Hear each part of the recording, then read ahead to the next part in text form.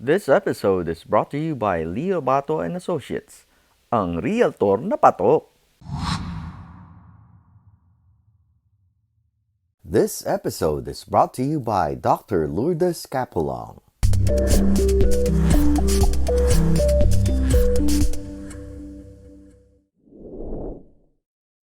So we did Dog Eaters, and then a bunch of things happened. I started doing concerts. How did that happen? Brain fart. Well, the first concert was ABS-CBN. At the time, I was on the ABS-CBN Foundation International Board of Directors. I was asked to do that. That's why. I don't know how we got you. But okay, so Martin was the headliner. We had all these other. I thought you were going to say. I thought you were going to say. I don't even know why we got you. Punyat. Oh no. So I don't know how we got you, but we got Cher. I mean, it was like the first time I worked with Cher, right? Okay. So I started doing concerts, and I started doing other things and stuff. You trashed my bio, so whatever. Yeah. And then one day, out of the blue, somebody called me and said, "Hey, Apple's doing something at the Hollywood Bowl." I'm like, "He is? I mean, as Apple or as the Black Eyed Peas?" I'm like, "No, I think it's Apple." And so you guys didn't know each other personally at this time? We had met at the gala, the library gala. Yeah. So I called my contact and I said, my contact no longer was working for Apple. She was his sort of day-to-day manager, managed kind of his stuff, and she had given me the number to another guy. Vince. Well, this guy's name was Audie Vergara. Okay, so I called Audie and said, "Hey, I hear Apple needs help with. I mean, you're doing this concert at the at the Hollywood Bowl with Apple. Do you guys need any help?" And just like that. And Audie was like, "Get over here now! I want to talk. We have to.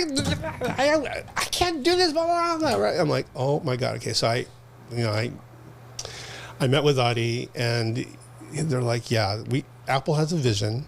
He wants to start with Harana, go all the way to hip hop, cover every genre in between, dancing, singing, the whole kit and caboodle." I'm like, "Oh my God, are you kidding me?" So at that time, I didn't hardly know anybody, quote unquote, in the business, but I knew people that had fan bases that we knew would support. And I knew that we had to have a mixture of both Filipino American talent and Filipino talent. Yes. So on the Filipino side, we got Martin, Ogie, Dessa, Galing. and Becca Godinez. Right? Then we had, on the Filipino-American side, we had Jeremy Passion and Legacy, and then PCS, and then we had a dance troupe, and then I got Kayamanan ng Lahi, to do the largest tinikling. I think there were like 11 sets of bamboos on the Hollywood Bowl stage, and they morphed that into a modern dance afterward, this group, right? And then we had Nicole Scherzinger. Yeah. And so that at the end, it was the Black Eyed Peas, and my two MCs were Vanessa Hudgens and Lou Diamond Phillips. The Black Eyed Peas performed? The Black Eyed Peas performed with Nicole taking Fergie's spot, and they did. And everybody I could see the congen up and down, and she was dancing up in the front row. We brought 14,000 people to the Hollywood Bowl. First time ever that the Filipino audience. So, and the thing was, I would go into the audience beforehand, and there would be these people that were passing trays of food. Like, here's a tray of taron going like around. Like, what did we do here? What's going on? But it was wonderful. But it was absolutely. What was the ambience like? The festivity of having Filipinos celebrating? Nothing like I've ever seen before in my entire life. I mean, people had the ABS-CBN concerts where they would, the ASAP concerts, stuff like that, and they'd fill up the forum and stuff like that. This was completely different because there was a Filipino-American representation in the lineup, and everybody loved it. We had the Harana Kings, the original Harana guys from. There was a film about them. They were, they came down from San Francisco and they performed. Sadly, one of them, the Manongs, has passed, but to have that lineup and to have it mean something to the community, as well as to the artists that performed. I said, watch it, because I was telling Martin before the show, I said, you have to be careful because the sound, if you're a performer on stage, the sound that you hear goes up and then it comes back down. So it's very tricky, right, to perform at the Hollywood if you're not used to that. So, my God. So here's the am I blowing your mind already? Okay, so here's the kicker, right? During the production, that took me 8 months to produce. I started in this January. It was done in August. We had the show in August. In July, Audie comes to me and says, Apple's thinking of starting a foundation and we want you to run it. Just like that, huh? I'm like, are you on crack? What are you drinking?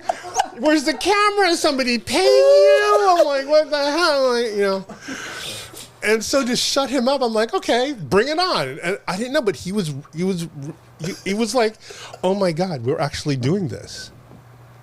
We're actually freaking doing it. This is 2012, well, anyway, so Apple started its foundation. So the Apple the App Foundation International was started in LA. So you had to run the whole 501c3 application, all that stuff. We did all that. We filed the paperwork. We were incubated by the Entertainment Industry Foundation, EIF. That's where like Tom Cruise. We were incubated for a while, but then we broke ring and we were so. The odd thing, I don't want to. The weird thing is the year after, I think in 2013, that's when Typhoon Haiyan hit. The biggest typhoon to hit the Philippines, right? And who did they call for Apple? Did you guys have any skinny that a year later this storm was going to come? We need to build a foundation because a year from now. No clue. So again, this is fate, right? This is my law of affectivity, right? So Apple was invited to do concerts at Madison Square Garden with like Jennifer Hudson and blah, blah, blah. And then we did Cher Calvin from KTLA did the very first telethon ever in KTLA history to benefit the victims of Typhoon Haiyan. And I brought my friend Mark Dacascos. He's a chef. Iron Man. Yes. The chairman of Iron Man, Iron Chef America. And we met Billy Ray Cyrus. Oh, he came out. Billy Ray Cyrus. Do we have to go? Is that time up? Yay, we can leave now. No. But then they wanted me to produce a concert at the Greek Theater, first time at Greek Theater. And that's the very first time I met AJ Raphael and Joe Coy. Okay. This was in 2014. The second time, I take that back. 2012, Joe Coy performed at Hollywood Bowl, but I didn't see him again until 2014. So still up and coming? Still up and coming at the time, yeah. Both of them? Yes. Yeah. Because AJ hasn't broken the internets during this time in 2014 yet. No, in past years, he's up to like 1 million plus YouTube followers and stuff like that. Yeah, he's insane. So for the next 10 years, I've been helping Apple with this foundation. And, we've brought medical equipment to the Philippines because, I don't know if people know this, but Apple is blind. He's legally blind. He has a condition that he was born with called nystagmus. So if you look carefully, his eyes go like, he has to hold his cell phone like, this close to be able to read. So there's a condition in children called retinopathy of prematurity. Where he really can't drive. That's why the very first world tour of the Black Eyed Peas, they had to carry the same stage around, and they built it every single venue because he knew from memory. Right. But I can't go past there, otherwise I'm going to fall off the stage. Yes. So every single time the Black Eyed Peas played on their first world tour, it was the same stage. Amazing. I mean, you see him doing back flips, and he's like, breaking. And that was all because he knows that that's where I have to do that. Otherwise, the amount of trust you have to give your staff. If you look carefully at some of the old videos of him, you see him leaning heavily on Fergie. Fergie would be the one to sort of, let's sing here. Oh my God! You have to kind of see, but yeah. Did you tour? Did you go on tour with them? No. There's no need for me to do.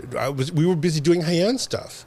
So Apple pulled in probably a couple of million from all the concerts he was involved in. And he actually went to Tacloban. Right. With a box of cell phones. He was like handing them out to people. He was calling people's relatives in the States for these guys, for the residents of Tacloban, so, but that's who he is, right? I mean, that his first and foremost is that he's Filipino. So, and his story is amazing as well, right? I tell people this story. What are the chances that you're born with an eye problem, what are the chances that you grow up with not knowing who your dad is? What are the chances that you find somebody, you find a Playmate. what are the chances that you find help through one of those? It's a Pearl Buck Foundation who is lining up. You know those commercials like World Vision, yeah. right. What are the chances that they found a matching person here, Joe Ben Hudgens, who adopted Apple? What are the chances that Joe Ben Hudgens was the friend of Will.i.am's aunt? What are the chances that Apple and Will would ever meet? Okay? What are the chances that they would form the Black Eyed Peas, right? And then what are the chances that Apple, being who he is, would form a foundation to benefit kids and his other kababayans back in the Philippines? Where does that even happen? Who makes that stuff up? You can't make that stuff up. So I believe divine intervention is guiding him to do all this stuff. And that's what drew me to him as a person. And that's why I felt so passionate about helping even your story, the story that you just shared with us now. If that nudge from Fritz did not happen, I would have not been as fulfilled in my soul as I would be in my pocket. And you wouldn't have met Apple as well. Correct. That's why things happen for a reason. Things happen for things happen for a reason. So that's why I'm thankful that you're giving me this forum to share these stories.